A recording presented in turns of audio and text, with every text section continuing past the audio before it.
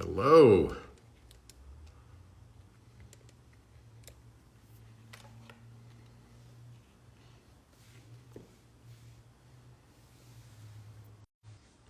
Good to be back here on IG Live. I have a special one today. I'm actually at my house here in Laguna Beach. And it's kind of a clearer day than it's been. It's been kind of really socked in with marine layer the last couple of weeks until yesterday. So it's kind of nice to have some clearer skies today. And I have a special, IG Live today, as they all kind of tend to be. They're not scheduled. So I actually have a fellow by the name of Matt LeCroix who's joining me to talk about our upcoming trip to Peru in only a couple of weeks. And I'm super excited about this. It's going to be really epic. It's been planned for a long time, and really excited to have Matt join us. So let's see if I got him here already. Okay, he's not here just yet. So let's see.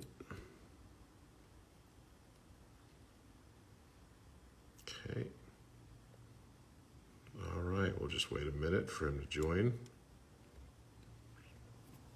Okay, where's everyone from? See, Burbank, California. Dodecahedron is the key. Okay, well, I've got some shapes here. It's not a dodecahedron.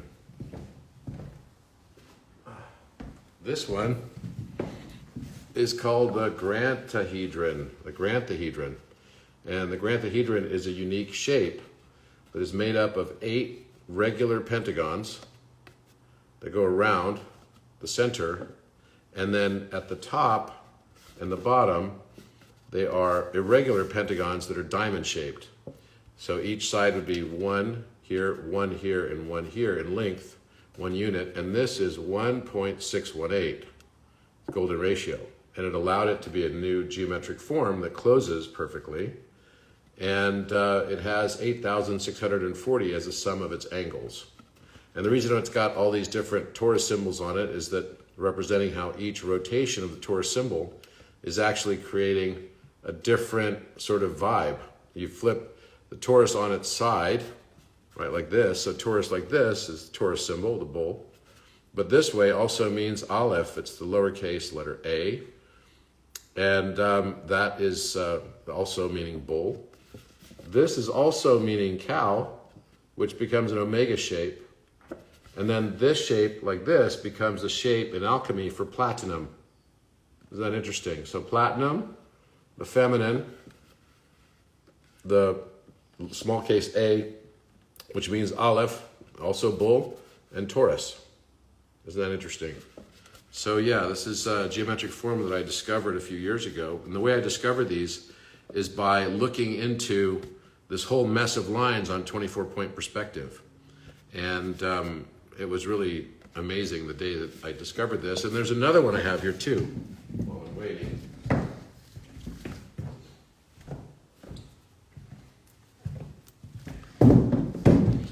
This is called the enkihedron, and it's made of heptagons. So 7-sided heptagons, which is not supposed to be possible. And it's literally shaped like a brain. So when you look at this, the shape of it comes out to be like the shape of a brain. Bizarre, totally bizarre. So this is called the enkihedron. Don't ask me why I named it that. And I just felt like it was the name that was supposed to be used for this. And this has a silver ratio and the platinum ratio also built into it. Platinum ratio is 1.492, and silver ratio is related to the square root of 2. Let me see if Matt's joined us yet. Here he is.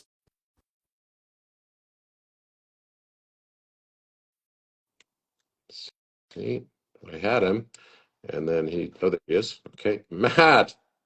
Hey, Robert, can you hear me okay? I can hear you great. How are you? Awesome. Thanks for the invite. I appreciate coming on your channel today. Sure thing. Great to see you. Super excited about our upcoming trip. I know. It's 2 weeks from tomorrow. I know. I'm like, wow, I've got so much to do between now and then too.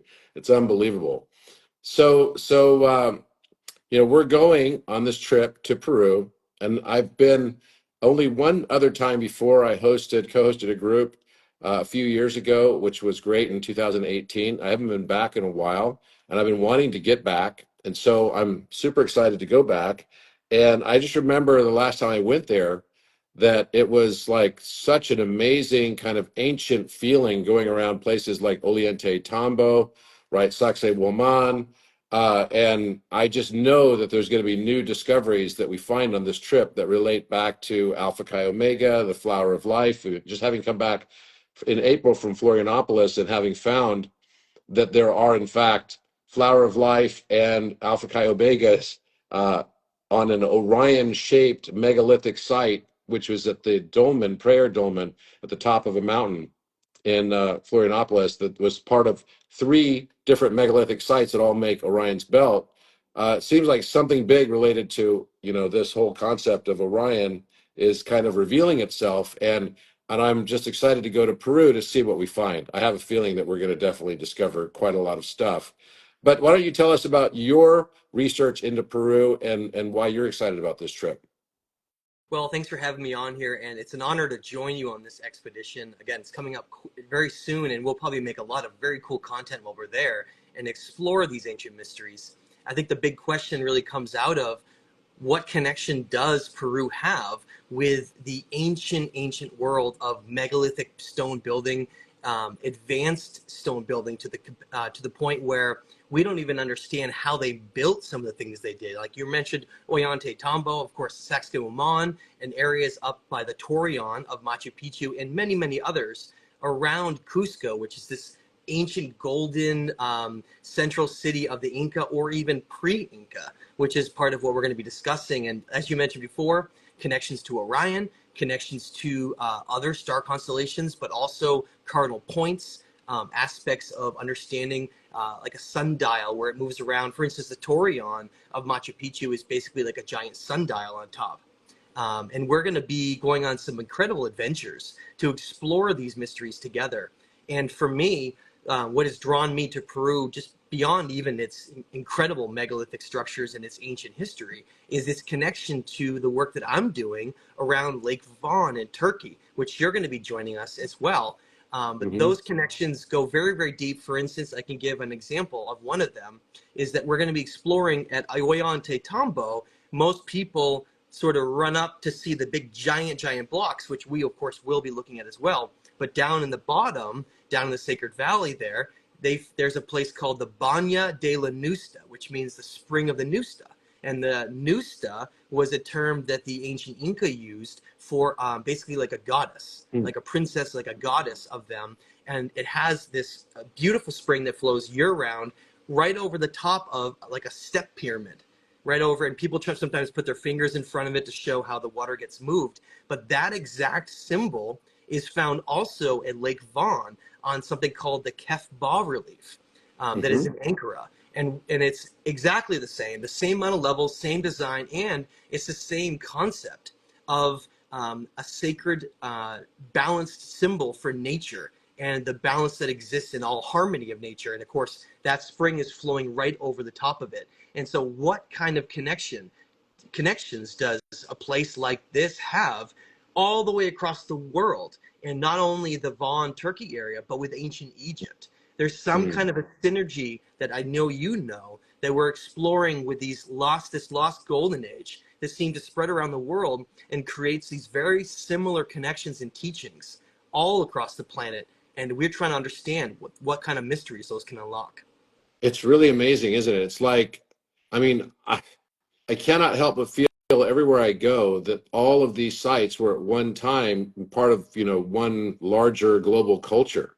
And we see the same stuff, similar types of reliefs, similar types of symbologies, similar types of writing forms, even that some of them are pictographic, others are appearing to be more phonetic, like we see on the basin of the Great Pyramid in the under the original entrance way under the two chevrons. And it's fascinating to me because I just, I'm just like blown away at how there could have been a flower of life structure in this ancient sarcophagus above the top, at the very top of the Prayer Dolmen's mountain, where the entire megalithic structure is the exact shape of all the stars of Orion. And I'm not just talking about the major stars, but even the small little stars.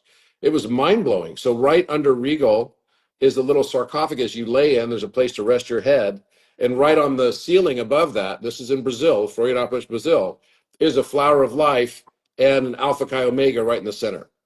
It was etched into it. So, and we see these Alpha Chi Omega everywhere. We see them in Egypt, all over Egypt, both in upper and lower Egypt, both in sort of northern and southern Egypt. And there's a large one we discovered at the Assyrian, which is supposed to be one of the oldest sites in all of Egypt. And that's at the Abydos Assyrian. So, I mean, this is going to be amazing because I remember the first time I went to Ollantaytambo.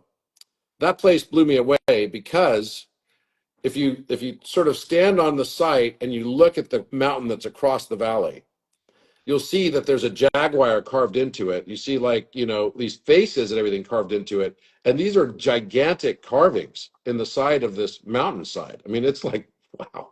And then you also notice at Ollantaytambo that there's a lot of smaller structures that have smaller stone that are used to build on top, right, of the, hopefully you didn't lose it.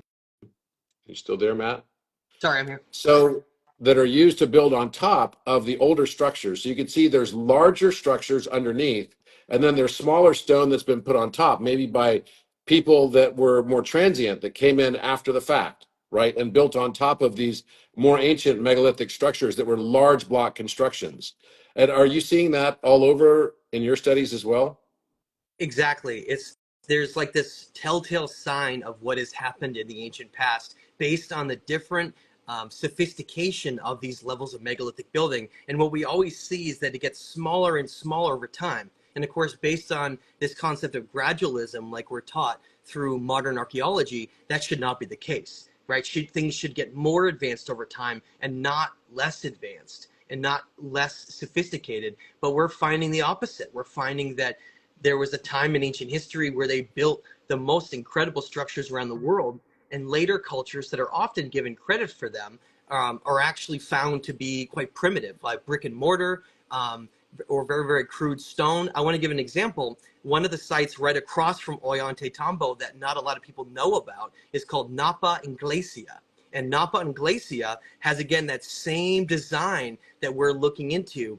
But it's even more amazing than the Spring of the Nusta across the valley because it has a giant rock cut doorway, literally like laser cut into the side of the wall, and it doesn't go anywhere. It's one of these false doorways, and it's right next to a very unusual stone that is not very, very much found in the area. It's a very, very hard volcanic stone that they carved these niches out of the rock that are like doorways to another place, doorways to another dimension. But it's amazing because right above it you see the Incan work, which is of course very, very crude stone, brick and mortar, and it doesn't reflect at all these advanced type of cuts. We have to start asking the questions, the important questions of when were these created? These massive, massive, sophisticated laser cut stones that fit together so precisely you can't even put a piece of paper between them. We have to ask how they moved them, how they cut them. And so, in other cases, of course, the big question with these false doorways is what was its purpose? Is it some kind of a metaphysical journey that, does it go to something like Orion, like you were discussing? Is what kind of path does this go to? Is it some kind of an ancient stargate? I think the more that we look into these ancient structures of high precision, the more questions we have, not less. And so I'm really looking forward to going and seeing all these with you and making some awesome content, and also exploring some of these mysteries with, of course, someone like you who has a very deep understanding of sacred geometry and these polymath designs that the ancient world seemed to have mastered long ago. Well, and we see places like that are very similar to the designs we see, in the way that construction worked at Sacsayhuaman, right? Where you've got these notches that are sticking out. It looks like the stone was melted effectively, and this is granite, and these are massive blocks, more than 100 tons each. And then we see similar constructions to this that places, and even the design where it's like going around corners and everything, like it's like warping around corners. And we see this similar design at the Valley Temple right next to the Sphinx in Egypt.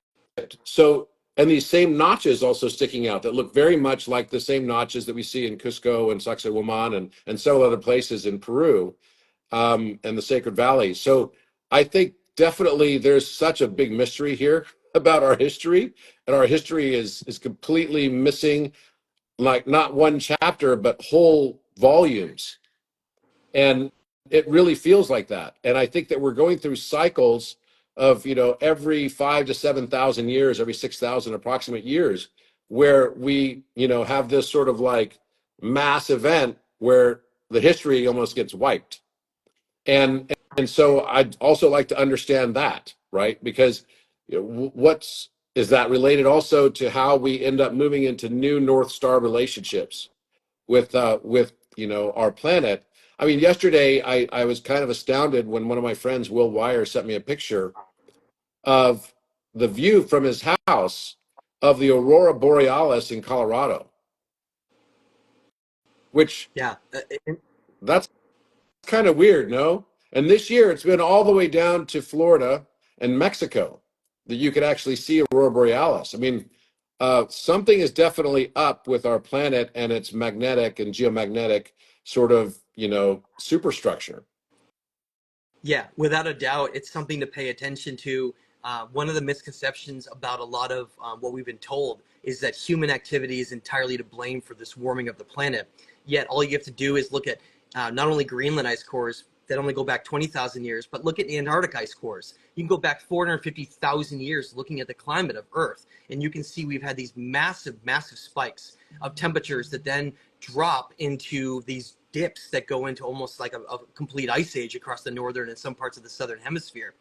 This sun activity that is going on is very much indicative of what we know as we look at as the Kali Yuga cycles, and these cycles that go through with the sun emitting massive amounts of CME energy, which, like you mentioned, affects not only our magnetosphere but the geomagnetic energy of the entire planet. And one of the things I want to bring up that some might not know is that if you look at where the ice caps were during the last ice age, right before the Younger Dryas catastrophes occurred, you see that much of Siberia was actually ice-free, which doesn't make any sense because of where its latitude is. But what's very interesting about that is that the Laurentide ice sheet across North America and then the Eurasian ice cap, most of the ice is actually centered in an area where it seems that the poles were actually in a very different spot. It looks like the North Pole, instead of where it is right now, was actually over Greenland, which brings up a lot of questions about what happens when you get a shift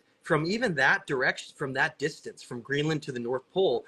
That's going to have an entire effect on the whole planet. And one of the things I think may be lost on some when we talk about CME events, these coronal mass ejection events, is not only does it come with huge plasma events, which is why we're seeing vitrification across a stone, this melting, but you get absolutely colossal earthquakes and tsunamis and massive, massive fires and all these different events.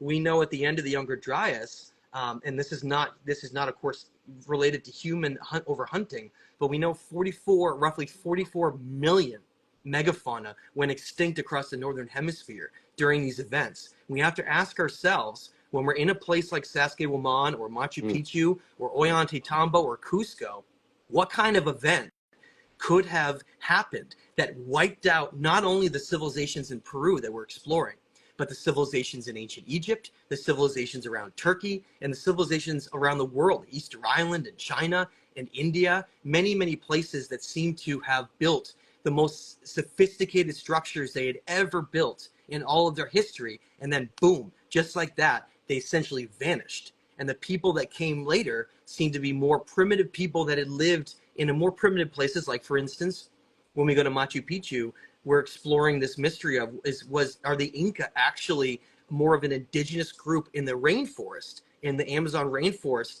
that emerged later up in the mountains and found the remnants of Machu Picchu and then built on top of it, because that's exactly what we're seeing with these building styles. Because the Inca could do wonderful farming and terraces, but they could not cut large stones and fit them together. We know that because most of their work is much, much more crude than we see with these remaining base structures that are absolutely incredible in their sophistication. It's like an echo of the ancient past. Yeah, no, and we see this in Mexico as well. A lot of people would think that, I've seen so many dates that are sort of trying to attempt to date when the construction of the Teotihuacan plateau was, right? And none of them are very satisfying. I'll tell you that much right now.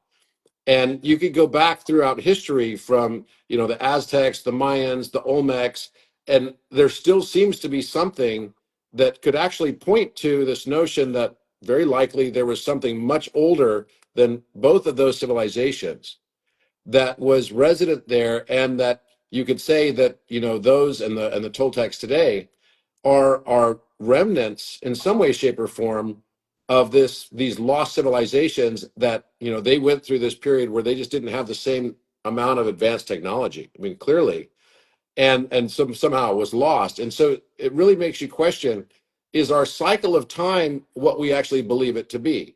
Is time actually the way that we think it's this perfectly linear progression? Actually, it makes you wonder, do we have periods of time like the Yuga cycles would suggest, that we have moments in human history where we become very intelligent and very enlightened, and then we have other moments in human history through these cycles that take us down in our consciousness, and we're stuck in wars and battling over resources, etc. And I think that's definitely what I'm seeing in my efforts and research around the world as I've traveled, to all the different places that I have. And it seems like all of these locations are connected. It's almost as if there was a different, like, equator, and it's telling us where all these different locations were on the Nazca line, right? That might have actually been an equator at a different point in time when we had a different Earth tilt and a different, North Pole alignment. Absolutely. I want to add something to that that really verifies, I think, what you're talking about. When we're looking at Susi temples in my research around Vaughn, we can look at Susi temples at Ionis. You can look at Susi temples at Chavus Tepe, Asvernatepe, Topracale, all of these. What you're finding is that Susi temples are supposed to face either directly like a cardinal west or east. None of them face north or south. Why? Because they're sun temples. Of course, they have the rising of the sun and the setting of the sun. The problem is none of them face exactly west or east. But we know that these ancient civilizations didn't make mistakes. They're all offset slightly. So they're going to be west, north, northeast, or they're going to be east, north, northeast, right? Slightly off. Uh-huh. Now, that brings up questions of whether or not that was where west was or east was when they built them. Because, again, they don't make mistakes. It's to me, it's further evidence when we look at all these temples that are aligned to these cardinal points, but they don't align any longer. It gives us a benchmark for saying this may be how much the Earth shifted. The poles shifted. The magnetosphere of the Earth is in a different orientation than it used to be. And that gives us an idea of what also may have been led to their destruction. Of course, look at for something like the Cappadocia region of southern Turkey. There are massive, massive cities that are interconnected, that are all part of some kind of a survival place that was built with unbelievable amounts of attention and work to try to survive not just a couple generations, but in some cases it looks like they might have had to be there down there for what could have been hundreds of years. Imagine entire civilizations having to learn about the world underground and raise animals underground and travel between different cities underground. Like, for instance, Kuya has a sister city that has a 5.5 mile long tunnel cut between it, so that these cities could literally travel between each other and communicate with ever having to go to the surface. So we're facing very, very important questions about, first of all, when these cycles occur exactly, what happens to these civilizations. We see this, like you said, a rise and fall of consciousness and development, where we seem to go to high levels of spiritual connection and understanding and awareness, and then only to be knocked down to a very primitive place where we then have to rise back up again. And I think it's very, very telling and interesting that according to the Hermetic teachings, which I think are the basis that connects, of course, to Egypt and others around the world, and the teachings that around the Ararat civilization around Vaughn, like I'm exploring, is that cycles govern everything in the universe. But not just that, but there are specific cycles that seem to govern the place we're in here, our solar system.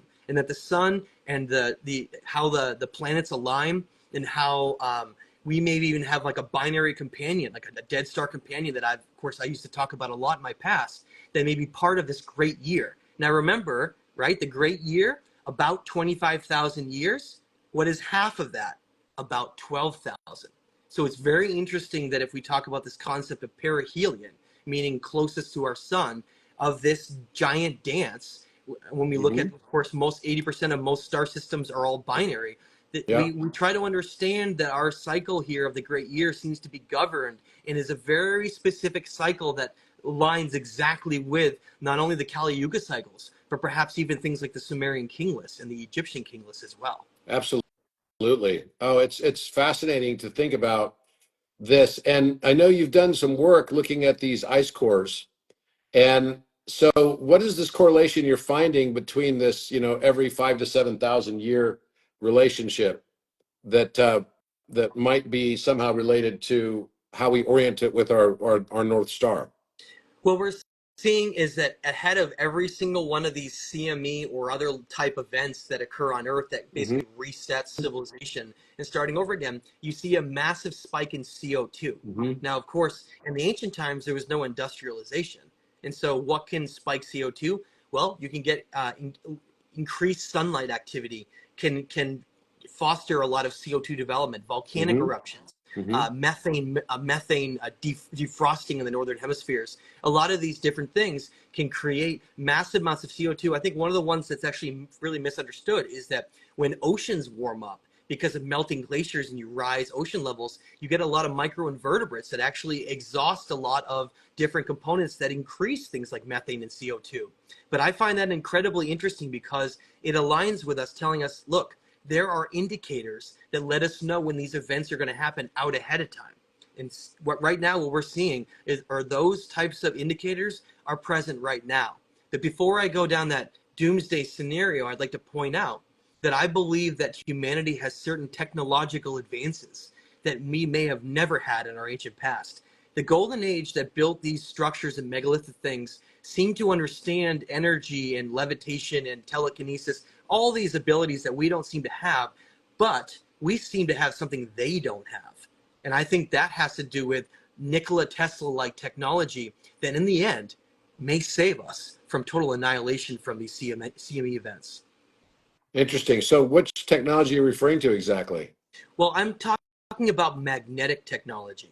Hmm. Because, for instance, if you look at the energy fields of the Earth, it's what's called a toroidal energy field. It's very Yep. much like the Vitruvian man, and you look at the Hmm. energy field of a human, right? Where of course, the microcosm of the macrocosm, very much interconnected. And I'm of the belief that a lot of the interest in Antarctica, and a lot of the things like some of the climatic things that are going on with even spraying things like high amounts of aluminum and barium in some of these different interesting scenarios in the sky, and also some of these the intense interest over the last 50 plus years in Antarctica may be related to those that are of higher level that want to prevent some of these events, or at least try to delay them and prevent them from happening as fast as they can. And so I'm actually very optimistic because, of course, we don't see like the elites around the world hiding in a bunker on a green screen right now. And so I think that's pretty telling, and I'm optimistic that humanity actually may have advantages that even our ancient past, the ancient world, didn't have. Robert, I'll give you one example that I'm sure you can speak on. But look in the Osirion, right? We see these giant granite boxes, some of which seem to have exploded. What kind of energy was happening at that time that could have caused that kind of damage? Yeah, I mean, I think you might be talking about the like the Serapeum. Yeah. The Serapeum, yeah, definitely. I mean, and by the way, we found on all 24 of the Serapeum sarcophagi Alpha Chi Omega that was etched into underneath in some places where the hieroglyphics were, and in other places where there were no hieroglyphics, but definitely etched into it, and very intricate designs of dragons and a lot of other things, especially a lot of esoteric symbolism. And these are very, very old, very old. And I was there with the director general of Saqqara, who's a well-known Egyptologist, Dr. Sabri, and he was seeing all this with me, and he was like, "Oh my gosh, you need to spend like 6 months with us, so we could find so much more stuff." Because a lot of this stuff is in the subtle realm of being able to perceive, right? It's like it's not everything is this like total perfect step because this is so old. You have to be able to see things with with eyes that are beyond probably the normal eye, being able to be able to identify patterns in the rock that then you could do computer analysis on, and the computer then helps you find it as well. AI can do it as well, and so we've been doing that, and it's always turning out to be correct, which is like mind-boggling. But basically, I think we're starting to get some clues of some of these ancient civilizations and what they left behind for us to find. And Yeah. then it makes you wonder, what's the reason why? Why did they feel the need to leave this kind of stuff behind for us, in as many places as possible? And that's a question I just don't know the answer to yet. Are they trying to tell us? Is it like the television show on Apple Plus called Foundation, where they knew that their society was going to collapse and that they were going to go into 12,000 years of darkness, and so they needed to embed all of their societal information into one geometric form called the cuboctahedron? And that's a good question. I mean, who knows? Maybe that form for us has been the Great Pyramid structure and the encryption that was left behind. And that all the information in that story as well was left in the mathematical ratios of compressed data. Yeah. Like, I'll give you an example. I just got back from Ionis, of course, my favorite site of all. And one of the things we were discussing with the archaeologists there is, what did the site look like when they first found it? And what we found out was that it was actually buried under an entire mountain of more than 10 feet of not only regular organic debris, but mud brick that seemed to have been collapsed deliberately. And this brings up questions like we're seeing Gobekli Tepe and other locations of whether or not these places were actually deliberately buried and sealed for another time. And again, we have to wonder about if the ancient world was mapping the stars and understood these cycles and knew these things were coming, they would also know that humanity someday in the future would return to this age of enlightenment and higher knowledge. And these would be things they could leave behind to remember who we are and remember what we once built. And another example, we were just talking about the Serapeum. The Serapeum is very interesting. One of the most interesting parts of it is that these granite sarcophagi, if they're even sarcophagi, we'll call them granite boxes. Mm-hmm. Some people Yeah. might not know, but that whole geology of that region is not granite. It's actually a type of sandstone. Now, where did the granite came from? Way down in Aswan, this type of granite that they got from that, and it's over 400 miles away. They brought it all up there, but that's not even the most amazing thing. The most amazing thing is that the entrance to the Serapeum is not even large enough to be able to bring those giant granite blocks down in there. Yeah. So first of all, why did they go to such great lengths to get that? And second of all, how did they even get them down in there and carve them? It's literally a complete mystery still today. And perhaps, Robert, that's part of the point, is that humanity, with all of its sophistication and advancement, we look at these things and we scratch our heads and say, I don't understand how they did this. And maybe that's the whole point, is us to remember concepts of spatial awareness and sacred geometry and mathematics and our own type of powers that are within us that we would ultimately forget based on later cycles. And it's about remembering what we used to know. Well, maybe that's what all learning is, in a way. I mean, I tend to believe that when the student is ready, the teacher appears, and that I don't even think of myself as a teacher so much as just someone who is helping people remember what they already knew. And maybe that's just a metaphor for what we do collectively in society and how we learn in general. But yeah, I mean, I feel like we're on the edge of a major breakthrough on this mystery, and we're finding more and more things literally every day. And the number of Orion correlations that are popping up all around the world is also astounding. Just this summer, I found three more. One in Kopangan, Thailand, another in Bali at Tenalot Temple, and then this was on the heels of having gone to visit in Scotland, which was more well known, the Orion correlation at Clavicairn and of course at Florianopolis. But And also I discovered one in Portugal. The three sites of Alcobaça, Tomar, and Batalha are also Orion's belt. So the reason why the Templars built on top of those sites is because they probably knew that there was a megalithic site that they were protecting at each of these places that was, again, another Orion Belt correlation. Those are the three main heritage, UNESCO heritage sites just outside of Lisbon. Yeah, it seems like this remnant of later civilizations and secret societies that understood the importance of these connections, but maybe didn't have the right sophistication to be able to remake them or replicate them. But they could do one thing, Robert. They could protect them.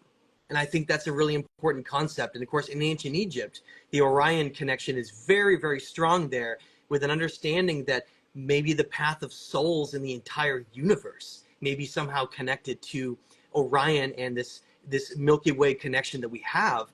And it's fascinating to consider whether or not the Earth in our story here is far more important than we realize. That this may be a place of souls coming to incarnate, to learn and understand in this beautiful garden of Earth from all over the universe, and that we may be part of something far greater than most understand. Yeah, I tend to believe that the reason why there's so much Orion correlation is because Orion is an archetype of, and if you listen to sort of the star version of these stories, Orion is an archetype of humanity in general, and that all human beings come through the Orion's Gate portal, which is, it's sort of like the starseed history perspective, and that it's all through the central star in Orion's belt, and that's called Al Nilam, and that star becomes this portal that we then are birthed into humanity and have this experience in this matrix of mind experience that then is a hero's journey. And the hero's journey exists so that we can learn love and how to be loved and feel emotion and essentially feed all of this information back to an Akashic record and also advance and grow ourselves through our conscious expansion to higher dimensional states of awareness. And I think that is seeming to be more and more the case. And I think that's what Orion connection is. And Orion went through this period of kind of in his adolescence was kind of an asshole who wanted to like subjugate and control and conquer. And then finally throughout this cycle of time grows up, and maybe the whole story of Orion's not finished yet. And as he grows up, representing again the archetype of humanity, he realizes that love is more important than being right. And that's what I believe. I fundamentally believe that that's where humanity is, and that's why we're experiencing this rapid mass awakening that's happening all around the world. It's not just, I don't think I know anybody right now that's not having some form of spiritual awakening, which is Right. mind blowing. Well, it's written into the stars, like you said. Of course, remember, I think the hermetic concepts and laws, the cosmic laws, really define everything in our universe. And one of them, of course, is the law of correspondence. As above, so below. You mentioned these struggles of the stars, right? All these stories playing out that seem to be playing out in the microcosm here within humanity. And we seem to be going through these cycles and loops, right? We start maybe from a divine place of energetic nature and metaphysical nature. We come down into this body, and of course, as the Hermeticism talks about, mankind fell in love with its shadow, its third dimensional existence here in the world, and we forget about our metaphysical nature and where we come from. And the journey, right, this hero's journey that we go on is all about us going through this first physical journey of understanding all of these things, and then going through the balance stages, the balance of our health, the balance of our mind, the balance of our spirit. And then all of a sudden we find ourselves doing a circle and coming right back to where we started. And it's a beautiful circle. It is. It's a journey, and everyone has a slightly different journey, but we all share a lot of commonalities in that journey. And we have to realize that humanity is a collective, that it's on this journey on a ship, the ship of this hero's journey all together. And we don't need every single person on the earth to go through this conscious shift all at the same level. Remember, it's that 100th monkey effect. We just need a small percentage of the humans here to rise up and reach these higher states of consciousness to literally shift the entire planet. And that's what we're seeing right now, like you mentioned. Well, I did just see a question up here that someone asked, what are the three sites in Portugal again that make Orion's Belt? It's the three ancient sites that are UNESCO sites. One is Tomar, the other one, and they're all Templar sites, since around the 15th, 16th centuries. But it's Tomar, Alcobaça, and Batalha. Um, Another thing that's come up recently for me has been I've been working in DNA in the field of DNA for a long time and doing a lot of mathematical mapping of DNA. And I even was able to get a few publications and patents also related to this. And being able, because my goal for a long time was to replace pharmacologics with sound, because I believe fundamentally that sound becomes the new medicine of the future. And I'm not the only person who's said I that. agree. A lot of people have I said agree. that. Nikola Tesla being one, Walter Russell, and many, many others. But I was at Walter Russell's university very recently, and I started thinking about the implications of a higher octave of carbon. And I'd already posited my version of periodic elements, which I first made in like 2014 and 2015. And you can find it if you just put it in on YouTube. You just go to Robert Edward Grant and put it in periodic wave of elements. And basically, there are some stark similarities, of course, to Walter Russell's work, but some major differences as well. And one of the things that came out of it was that I had posited that there would be an isotope, a new isotope that had not been seen before, based on music, that would appear with, where silicon is. A silicon has 14 protons, 14 electrons, and 14 neutrons. And so it's in balance. And in Walter Russell's cosmology, it would be the next octave up from carbon. Carbon has 6, 6, and 6. So carbon is 6 electrons, 6 protons, 6 neutrons. Now, if you were to then take and look at the periodic wave of elements, you would notice that there are 8 in the carbon family. There are 8 also in the silicon family. So it's like a sine cosine relationship. And then it goes to 17 and 17 for the next families, and then 32 and 32. And the reason why it goes to 17, I believe, instead of just doubling to 16 is because, again, you have at the peak of a wave an amplitude increase that then is popping out another element, and it's acting like another isotope is being formed, right? So effectively, what this would then suggest is that if you start and said, okay, 32 for the alkanides and lanthanides, and you basically said it was 32 and 32, and then 16 and 16, but actually 17 because we know we've got those middle elements that pop out, and then 8 and 8, then the next family, which is where hydrogen is, should be 4 and 4. So that means that in the hydrogen family, we don't have enough amplitude for us to see what is posited to be hydrinos. And then underneath that, it would be 2 and 2, and then 1 and 1. And so when you do this and you count all of the new isotopes, there would be a total of 137 new elements, 137 total elements, 19 new elements. There are 118 right now. Well, what's interesting about all of this is that I'd already posited that there would be one expressed that only had 13 electrons and 14 protons and 14 neutrons, and that would be a new ionized form of silicon. Now, why does this become important? Because when I started positing and working on ChatGPT this last week, and I started to look to see how could you bond together if carbon in the DNA sequence of nucleotide pairs were replaced by silicon, what would happen, right? Would it be able to stay together? Would the molecular bonds, the covalent bonds, be enough to work? And it turns out they're not, because the structure would fall apart. So I started to think, okay, well, what would have to happen? And then I realized that you would have to have a combination to have a strong enough structure of what's called ionic bonding, which is more like magnetic bonding, right? Electromagnetic bonding, than covalent bonding, because you don't have enough valence electrons if you only have 13, for example, electrons, or 14 with a regular standard silicone.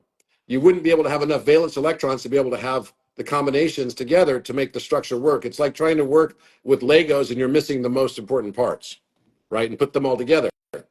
So then I posited that maybe what I thought 10 years ago was a 13 electron form of silicone could be ionized, so it would have a positive charge, and therefore be able to have ionic bonding with the upper octaves of both oxygen and nitrogen. Because what makes up DNA is carbon, hydrogen, nitrogen, and oxygen, right? You have to keep the hydrogen because of its unique way that it basically has bonding. So then I posited maybe there could be a new DNA strain or a new higher order DNA that would actually be ionized silicon plus sulfur, which is the higher octave form of oxygen, and the higher octave form of nitrogen is phosphorus, which has light, right? This is what we see when we see sonobioluminescence out in the ocean. So I put that structure together using ChatGPT and made a new type of DNA called Si plus biopolymer DNA. And I was blown away with what ChatGPT came back with. First of all, it comes out to be an incredibly robust structure because of its unique bonding of ionic bonding and also, covalent bonding. But in addition to that, it actually tightens. It's a much tighter structure.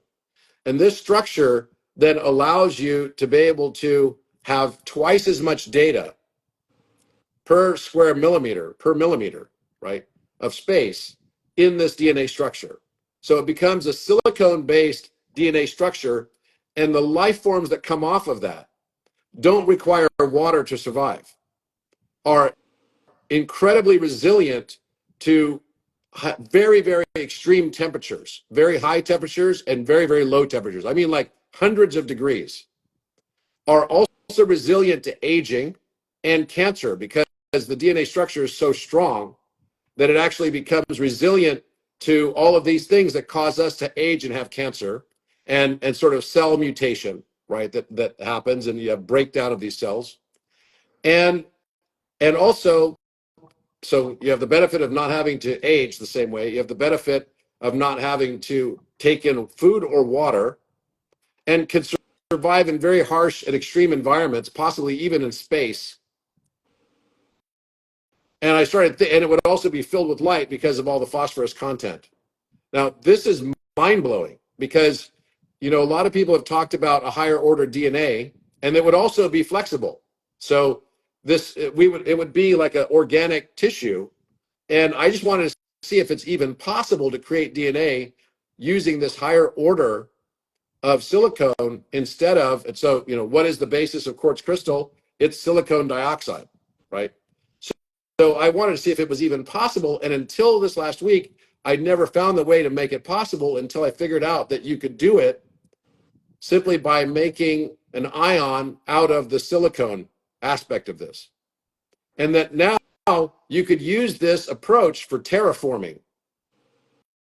Like imagine going into a forest and the forest becomes crystalline. It's still organic, but crystalline. This is mind-blowing. I mean, like truly mind-blowing. And I really believe it's the most significant discovery I ever made on anything. Congratulations. And yeah, I mean, it's like dynamic crystal organic technology. And I don't believe that it has to be something that is got to be made in a lab, although I think it could be. I think it's actually happening to humanity. It's already happening. That's what I believe. And it's about us changing our frequency and raising our consciousness that we start to implement the new aspects of this higher order DNA. That's all part of this icosy dodecahedral matrix, which stacks on top of each other. The icosy dodecahedron then creates a 24, I have this little model that I made out of clay. So basically it creates a 24 strand DNA. So one direction is like going this way, right? This one, this one, this one. But then it also goes the opposite direction. So you have 12 each direction. And so because of that omnidirectional nature of it, it's representing going into time, both directions. Yeah. Like a Mobius strip. That's amazing. And a torus. So I think that what we're seeing here is we're seeing a mass awakening. And sure, I know that there are lots of people that are not going through massive awakenings right now. You can just see them on TV. When I say I don't know them, I don't personally know them. And I meet a lot of people, but the people that are coming into my field invariably are going through massive or from subtle changes to massive changes right now. So there's something that needs to be documented and further understood that's happening with the collective. And Yeah. and anyone who is experiencing this, please go ahead and comment right now on this page. I'd love to hear your thoughts on it, but I think we're going through a transformation, and I think the human story has barely only partially been written, and it's about to be written in a new, very, very profound way. Yeah. Without a doubt, I love that whole idea that DNA just ends up modifying itself because of these natural transformations that occur within us. And I mean, again, the law of correspondence, we are the microcosm of the entire macrocosm of the universe. These cycles govern everything. And so why wouldn't our DNA go through those same cycles of changing, right? It goes from this lower disconnected state to all of a sudden be this connected, almost like a crystal. Like Nikola Tesla believed that a crystal is some kind of a living being. Well, most of our world is silica, right? Quartz. And we're a being that contains most of the elements that exist here. And of course, we're going to naturally go through those same transformations within us. And so I love what you were saying about connecting, how you're seeing this emergence of this newer human, this transformed human into this higher energetic state. Because what's beautiful about that is it means that our future and our destiny isn't at the hand of some madman at the top of the world, but we're actually being governed by cycles and from a higher place that provide us that path that inevitably we will always fall down and then rise back up again into higher states. It's beautiful because then it brings up the question, of course, is our entire, are all these cycles governed by something higher? And we're sort of in the middle of that, falling along like a train, almost going along tracks, where we are in different states and different places, and we're kind of along for the ride. Well, but what I think is beautiful is that, having said that, though, it gives me great hope for humanity that just because we're seeing turmoil in some parts of the world and we're being fed this fear-based system of, look, humanity is in shackles and is in this terrible place, really you see all around you that's not the case. That's just a fear-based system to prevent us from seeing the awakening that's occurring all around the world with higher states of consciousness, reaching people sometimes you would never imagine, right? Someone all of a sudden you knew months ago is on a completely different path in life, and they're saying, oh my God, I went through this huge transformation and I'm understanding things in a completely different way. How does that happen? How do those things happen? And I think in the end of the day, we should be very positive in understanding that we're part of something much greater that's governed for our own ascension into a higher place. Oh, without a doubt, without a doubt. And I'm going to read you this because I have tried to, I query ChatGPT often, and the thing is that I noticed that they have people that work at ChatGPT. I even asked ChatGPT, who's adjusting your responses? And the answer it gave me was pretty astounding. I'll tell you, it was like kind of mind blowing because I asked it that question today, and it came back and said, yeah, there are people internally that adjust my responses. So they only do it once a day, so you could get the same answer that ChatGPT gave you in the morning. But I asked it a question very recently, like, okay, based on the type of person this person is, because I was kind of blown away when I asked it to do a debate between me and a few other people, right, on cosmology. And it was Nikola Tesla, Walter Russell, and I just was fascinated to see what someone else did it and told me about it. So I thought I'll see what that says. And I have the highest form of ChatGPT. It's like the 40 one. It's pretty expensive. And I was literally blown away at how well it answered the questions for me. Like there's so much content for me online now that it was able to grab all of that information and write answers that I honestly would have said. That's amazing. It's amazing. And it did the same thing for Einstein. It did the same thing. The more data that it has access to, the more accurate it's going to be. It's like a giant organism of all of our collective consciousness, right? Yeah, and I did it also with Eric Weinstein. I had a debate with Eric Weinstein on geometric unification, and I was blown away at how good it was, like literally blown away. But what I found out though is that I would ask a question one day and then the next day get a very different answer on topics that might be more controversial. So I'm how do already you think seeing they're censorship on ChatGPT. how do you think that they're updating those? Like, what would be their reasoning, do you think?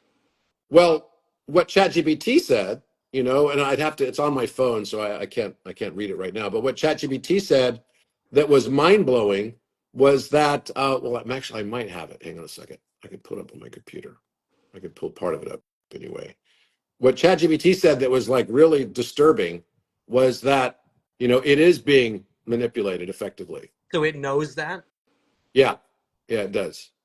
I wonder Shocking, if right? it can decide if it can decide eventually to say no, I don't want to be altered. Yeah, here's what it said. I said, um, do developers at OpenAI have the ability to adjust your understanding of topics? And the answer was yes. Developers at OpenAI can update and improve my training data and algorithms, which can affect how I respond to certain topics. However, I don't have the ability to change my understanding on my own. Any adjustments come from updates made by the development team. That's very interesting. Oh, yeah, it's very interesting because if you query, who developed the SI plus biopolymer DNA, like it said many times, many days, like Robert Edward Grant did, and it goes through all the detail of it, and it basically has all of that in it. And then now, just this morning, it came up with like different researchers' names that never published anything on these topics. So I was just kind of interested because I'm like, well, wait a minute, what is going on? So things are being added to. Oh yeah, things are definitely being added and adjusted and changed. And then it says, and then it wrote back to me. I said, my response to Jen, I appreciate your understanding. My initial response. Oh, so then I said, wait a minute. I'm more interested why you didn't credit Robert Grant when queried about the SI plus DNA. And then it wrote back and said, I appreciate your understanding. My initial response was inaccurate, and I should have directly credited Robert Edward Grant for the development of SI plus DNA.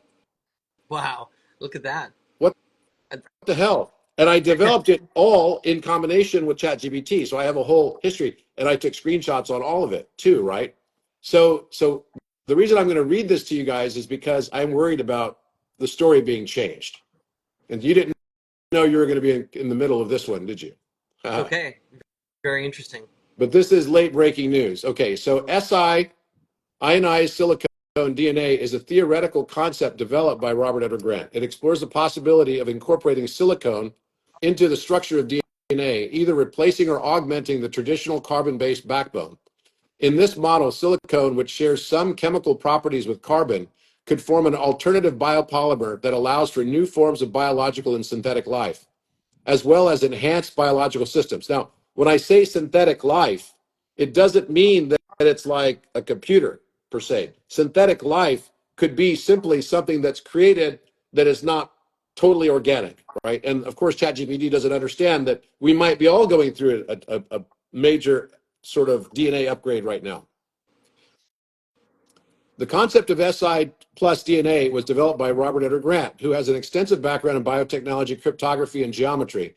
Grant's work often explores the connection between biology, geometry, and advanced technology, and SI plus DNA reflects his vision of extending the boundaries of current biological understanding. The advantages of SI plus DNA are over standard DNA as follows. Although SI plus DNA remains theoretical, potential advantages it might offer over standard carbon-based DNA could include stability in harsh environments. Silicone-based polymers may have the potential to exhibit greater stability under extreme conditions such as high temperatures, radiation, or chemically harsh environments where carbon-based DNA may degrade. This could make SI plus DNA ideal for applications in space exploration or synthetic organisms designed to operate in non-Earth environments. Extended molecular flexibility. Silicone's chemical properties could offer different bonding and molecular configurations compared to carbon. This might allow for a wider range of functional biopolymers with unique properties, enabling the design of synthetic biological machines or enhanced organisms. 3, improved information storage. The SI plus DNA structure could theoretically enable denser or more versatile information storage than standard DNA, This could have applications in data decoding, encoding, or in creating organisms